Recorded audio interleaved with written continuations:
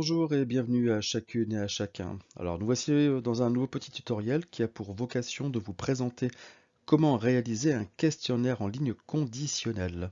Alors vous allez me dire qu'est-ce que c'est que ce truc? Eh bien tout simplement, c'est un questionnaire qui va obliger le joueur à recommencer autant de fois qu'il le faut pour arriver à la bonne réponse finale. Alors j'utilise moi personnellement cet outil dans le cadre de création Geniali pour obtenir un code afin de pouvoir continuer l'aventure dans le jeu. Alors mon objectif aujourd'hui, ce sera de vous montrer comment il peut être utilisé dans une situation réelle, et puis de voir après comment on peut le créer. Alors pour cela, on partira d'un exemple simple de deux questions, on verra comment il se met en place. Alors vous allez voir, c'est super simple, et en plus c'est amusant. Alors c'est parti. Pour comprendre comment vous pouvez structurer votre questionnaire conditionnel, je vous propose l'exemple suivant. Alors, on va partir d'une question pour laquelle, en fait, ici, vous allez avoir différentes réponses proposées, et parmi ces différentes réponses, une seule sera bonne. J'insiste bien, une seule est bonne. Quoi qu'il en soit, lorsque le joueur répond à une question, sa réponse, elle est soit bonne, soit fausse. Si elle est fausse, dans ce cas-là, on lui envoie un message d'échec, et on arrive directement à la fin du questionnaire.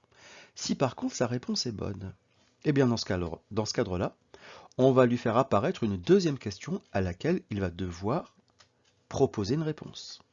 Cette réponse, si elle est fausse, le message d'échec apparaît à nouveau, et donc le questionnaire s'arrête.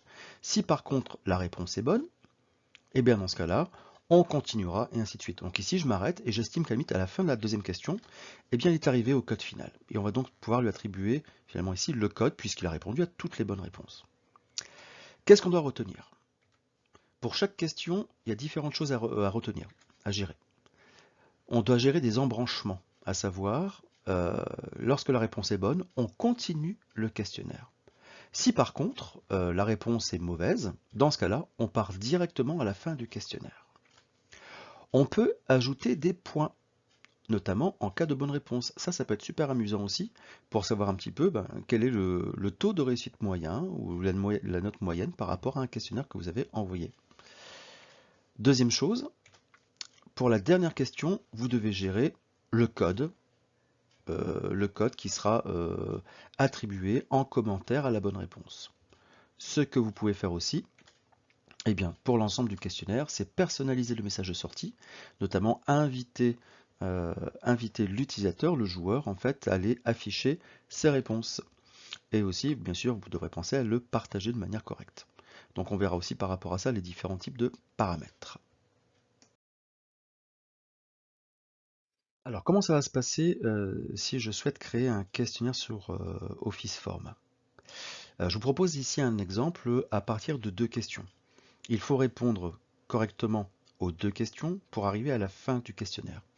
Si jamais je réponds de manière erronée à la première question ou à la deuxième question, automatiquement j'aurai un message d'erreur. Alors, comment ça se passe? D'abord, je crée une section sans titre.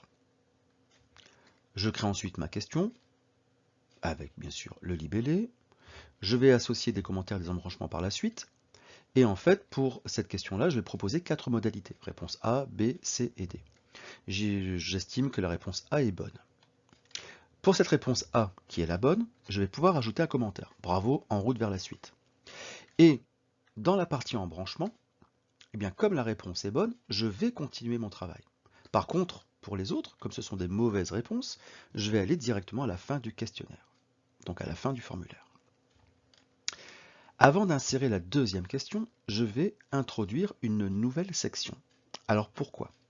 Parce qu'en fait, cette section, comme elle va s'afficher dans l'hypothèse où la réponse à la première question est bonne, elle va faire disparaître la première question pour ne faire apparaître que la deuxième question. Et ça, ainsi de suite. Donc en fait, à chaque fois que vous souhaitez ajouter une question, vous lui associez une section. Et donc en fait, ça veut dire que l'élève ne pourra pas revenir sur les questions antérieures.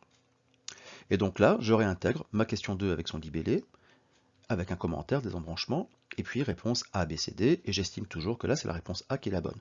Donc vous avez compris que je donne finalement des commentaires pour les bonnes réponses, notamment ici, comme c'est la deuxième question, je donne le code, et je gère à chaque fois des embranchements. Embranchement next ou suivant pour la bonne réponse, embranchement fin de formulaire pour les mauvaises réponses. vous avez bien remarqué, ici, chaque question n'a qu'une seule modalité correcte. J'en ai pas plusieurs. Pourquoi? Ça me permettra justement de gérer ces fameux éléments. Si j'en avais plusieurs, ça me poserait quelques soucis. Ou alors, je pourrais estimer que j'ai 2 réponses bonnes, et dans ce cadre-là, pour chaque réponse bonne, je devrais cliquer sur Next. Voilà.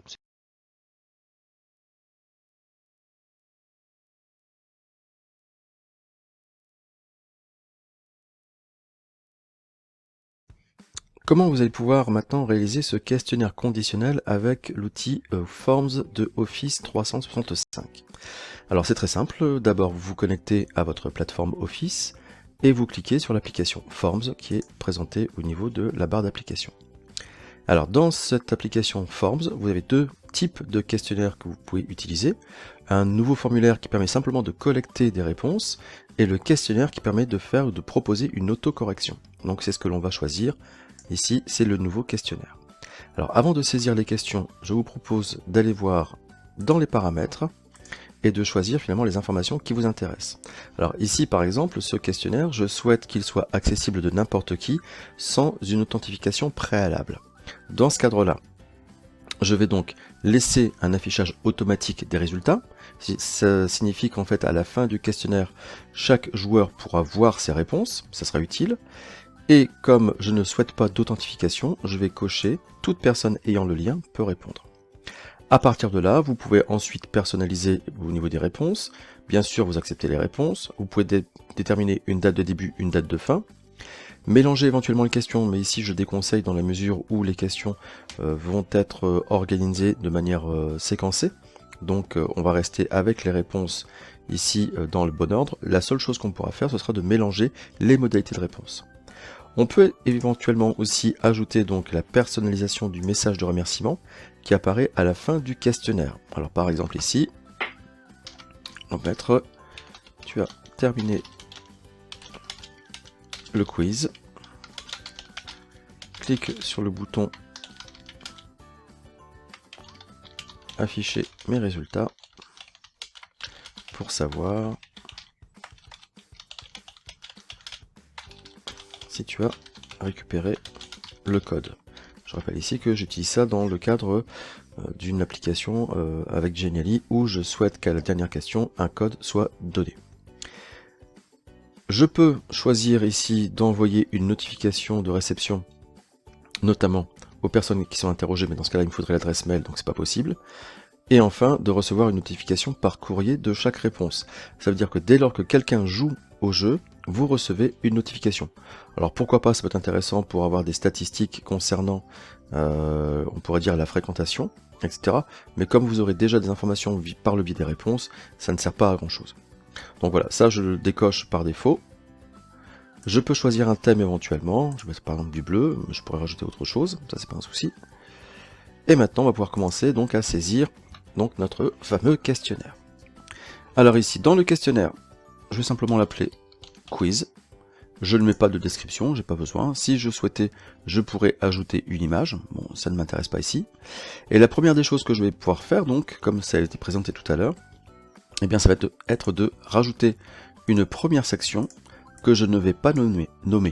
Donc ici, la section apparaît, et de cette section, je vais ajouter une question. Alors, la question était « En quelle année est née la CE ?» Voilà. Donc la première modalité c'était le 25 mars 1957.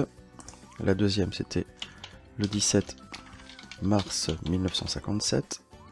Je peux ajouter deux autres options parce que j'avais deux autres réponses. Le 11 mai 1957 et enfin le 24 décembre 1957. Alors, ce que j'ai ici, ce sont les modalités de réponse. Vous avez pour chaque réponse la possibilité de supprimer la réponse, d'ajouter un commentaire et de déterminer quelle est la réponse qui est bonne. Alors, dans notre cas, c'est donc la première possibilité. Et pour cette situation, j'ajoutais donc un commentaire. Bravo. En route vers la suite. Je peux fixer des points attribués donc par rapport à la bonne réponse. Alors généralement par défaut j'accorde 10 points sur un quota global de 10 questions, ça fait donc une notation sur 100 points. Ça permet d'avoir finalement des calculs de statistiques assez rapides, automatiques. Je rends la réponse obligatoire, et pour corser un peu l'affaire, je peux décider au niveau des options de mélanger ces options. Ça veut dire que ici, par défaut, je mets toujours la bonne réponse en première position. Et comme j'ai activé mélanger les options, lorsque le joueur va faire apparaître le questionnaire, eh bien les réponses seront affichées dans un ordre aléatoire. Donc là aussi c'est intéressant parce que du coup ça évite d'avoir en tout cas de ne pas oublier de saisir la bonne réponse, de ne pas se tromper, et dans un deuxième temps d'avoir ici donc l'impossibilité de tricher entre différents élèves par exemple. Lorsque ce travail est fait, je vais donc faire la deuxième question, ça veut dire que je vais ajouter une nouvelle section, et je rappelle que la section à chaque fois me sert simplement à n'afficher qu'une question à la fois. Je vais ajouter ici, alors dans les modalités de réponse, je n'ai pas présenté tout à l'heure, surtout faire ici, j'ai choisi donc une question avec réponse question multiple, donc ici avec une seule possibilité. Si vous souhaitiez avoir plusieurs réponses possibles, il faudrait cocher ça. Je rappelle qu'ici, dans notre cas, on ne met pas en place le principe des réponses multiples, dans la mesure où j'impose à ce qu'il n'y ait qu'une seule bonne réponse parmi les modalités présentées. Donc là je continue, je fais maintenant ma deuxième question. Donc les réponses c'était février 1992. Et à nouveau, je vais donc saisir la bonne réponse en premier avec le choix d'une présentation aléatoire par la suite. Donc 7 avril 1992. Et enfin, j'ajoute la modalité du 7 décembre 1991. Dans notre cas, la bonne réponse est le 7 février 92. Je peux ajouter le commentaire ici, et comme pour ma part c'est la dernière question, donc je peux donner en commentaire bravo, voici le code, donc 1, 2, 3, 4. Alors bien sûr, rien ne vous empêche de mettre aussi des commentaires complémentaires, notamment pour les mauvaises réponses, ça c'est votre choix. Je clique sur obligatoire, j'active mélanger les options, et maintenant on arrive donc dans la partie la plus intéressante qui est le fait de gérer les embranchements. Alors comment ça se passe? Alors je vais revenir ici sur ma première question, je sais que lorsque la bonne réponse a été donnée, je passe à la suite. Par contre, dès lors que j'ai affaire à une mauvaise réponse, je vais directement à la fin du formulaire. Alors pour activer cette modalité-là, vous cliquez à nouveau sur les trois petits points qui sont en bas à droite de la question, et vous cliquez sur le menu, donc ici, ajouter un embranchement. Et à partir de là, vous voyez qu'en fait, dans l'embranchement, pour la première section, la bonne réponse me dit va au suivant. Le suivant, c'est donc en fait la section suivante. Donc là ici, ce sera la question numéro 2. Par contre, pour toutes les autres modalités, eh bien, je vais sélectionner fin du formulaire. Et je peux faire de même pour la suite. Alors là ici, je clique dessus. Donc là, quoi qu'il en soit ici, les mauvaises réponses, quoi qu'il en soit pour la dernière question, ce sera forcément à la fin du formulaire. Lorsque j'ai terminé, donc voilà, je reviens sur précédent, mais vous voyez que si vous aviez d'autres questions, vous faites à nouveau l'opération, j'ajoute une section, je choisis une question, et ensuite je gère donc les modalités de réponse. On va tester, voir un petit peu quelle apparence peut avoir ce questionnaire. Alors pour tester le questionnaire, vous cliquez sur le bouton aperçu, et vous voyez qu'en fait ici, il vous rappelle le titre, la première question. Il rappelle que la question est obligatoire parce qu'il y a une petite étoile rouge. Imaginons ici que par exemple, je sélectionne le 24 décembre 57 pour la première réponse. C'est une mauvaise réponse, logiquement je devrais aller directement à la fin du questionnaire. Je clique sur envoyer, et effectivement, il me fait apparaître directement la fin du questionnaire, en me faisant apparaître le message personnalisé que j'avais saisi tout à l'heure. Tu as terminé, voilà. Et quand je clique sur afficher le résultat, bon effectivement là du coup, il me donne la bonne réponse, mais je n'ai pas le code. C'est normal. Je reviens, je vais donc ici envoyer tester avec une autre réponse. Je vais donc reprendre la réponse correcte à la première question. Je clique sur suivant et vous voyez qu'ici, j'arrive sur la deuxième question, à savoir la première question n'apparaît plus et seule la deuxième question apparaît. Je peux donc donner la bonne réponse, le 7 février 92, je clique sur envoyer, j'ai toujours le même message de prise de congé à la fin du quiz. Et quand je clique sur afficher le résultat, effectivement là du coup, là j'ai bien le commentaire de la bonne question, la bonne réponse. Et là ici, je vois apparaître le code donc, qui a été attribué en tant que participant. Je peux revenir à la page des remerciements. Je peux faire aussi un test avec le téléphone mobile, par exemple. Et vous voyez qu'en fait, finalement, on se rend compte que c'est relativement quand même pratique par rapport à ça. Si je teste le 25 mars, suivant, et là je mets par exemple le 7 avril, envoyer, j'ai bien la même apparence, je peux afficher les résultats, là j'ai une bonne réponse, et là ici j'ai une mauvaise réponse, et donc ça signifie que là effectivement la bonne réponse apparaît, c'est bien le 7, mais je n'ai pas le code. Donc ça signifie que en tant que joueur, je devrais recommencer le quiz. Pour revenir au mode création du questionnaire, je reviens sur le bouton précédent. Et maintenant, eh bien, je vais pouvoir, donc une fois que je suis satisfait de l'activité, je vais pouvoir maintenant partager. Alors ici, sur le bouton partager, vous avez différentes possibilités pour partager votre questionnaire. Comme je souhaite intégrer ce questionnaire dans une application Geniali, je vais choisir ici sur le bouton embarquer, donc le incorporer, dans lequel j'ai donc un code ici à copier.